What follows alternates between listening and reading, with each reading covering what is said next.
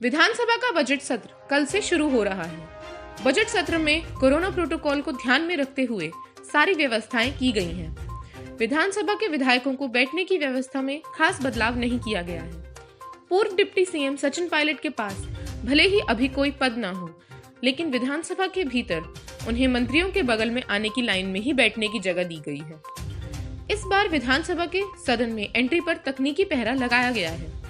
सदन की लंबी entry gate face detection sensor से खुलेंगे, मतलब विधायक के अलावा कोई लॉबी में नहीं जा सकेगा। सचिन पायलट की बगावत और फिर सुलह के बाद बहुमत साबित करने पिछले साल 14 अगस्त को बुलाए गए विधानसभा सत्र में उन्हें पीछे किनारे पर बैठने की जगह दी गई थी। उस वक्त सीट बदलने के मुद्दे पर सचिन पायलट ने सदन से कहा था कि जो सबसे मजबूत होता है उसे ही बॉर्डर पर भेजा जाता है, मजबूती से सामना किया जाएगा। सचिन पायलट की सीट बदलने का मुद्दा सियासी हलचलों में देखते ही देखते चर्चा का मुद्दा बन गया था। इसके बाद नवंबर में 3 केंद्रीय कृषि कानूनों को बाईपास कर राज्य के विधेयक पास करने के लिए बुलाए गए सत्र के सचिन पायलट को आगे बैठने की जगह दी गई थी। इस बार बजट सत्र में भी सचिन पायलट सदन में आगे ही बैठेंगे। सचिन पायलट, विश्वेंद्र सिंह और रमेश मीणा को मंत्री रहने के दौरान मिले सरकारी बंगले विधानसभा पूल को ट्रांसफर कर दिए गए हैं।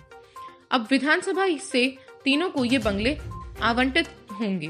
कांग्रेस से बगावत के कारण 14 जुलाई को तीनों को बर्खास्त किया गया था, लेकिन सचिन पायलट को भले ही बंगला मिल गया हो या विधानसभा के आगे सीट, लेकिन राजस्थान के अशोक गहलोत कैबिनेट विस्तार से पहले सचिन पायलट को बड़ा झटका भी लगा है। दरअसल राजस्थान में निकाय चुनाव के बाद कांग्रेस के दिग्गज नेता पायलट के गढ़ में बीजेपी के 3 पालिका में अपना बोर्ड बना लिया है। वहीं कांग्रेस को 2 जगहों पर ही चेयरमैन चुनाव में जीत मिली है। मीडिया रिपोर्ट के अनुसार राजस्थान में नगर पालिका चुनाव परिणाम के टोंक के 5 सीटों में से 3 सीट पर ही स्पष्ट जनादेश मिलेगा, जबकि बाकी बची 3 सीटों पर निर्दलीय के हाथों में बोर्ड की चाबी चली गई। माना जा रहा है कि पायलट के गढ़ होने की वजह से यहाँ पर कांग्रेस 3 जगहों पर अपना चेयरमैन बना लेगी, मगर ऐसा नहीं हुआ। इन जगहों पर बीजेपी की जीत। टोंक में 5 जगहों पर नगर पालिका के चेयरमैन पद के लिए चुनाव हुआ, जिसमें निवाई, उनियारा, देवली, टोडा रायसिंह, मालपुरा सीट शामिल है। बीजेपी इसमें से टोडा रायसिंह, निवाई और मालपुरा सीट पर जीत दर्ज की है। वहीं कांग्रेस के हाथ में उनियारा और देवली आया है। प्रभारी महासचिव मकान के लिए ये ट्वीट। नगर पालिका में जीत के बाद कांग्रेस महासचिव अजय माकन ने ट्वीट किया है। माकन ने ट्वीट पर लिखा, राजस्थान के 90 निकाय अध्यक्ष के चुनाव परिणाम। इतिहास में पहली बार कई शहरों में कांग्रेस ने मारी बाजी।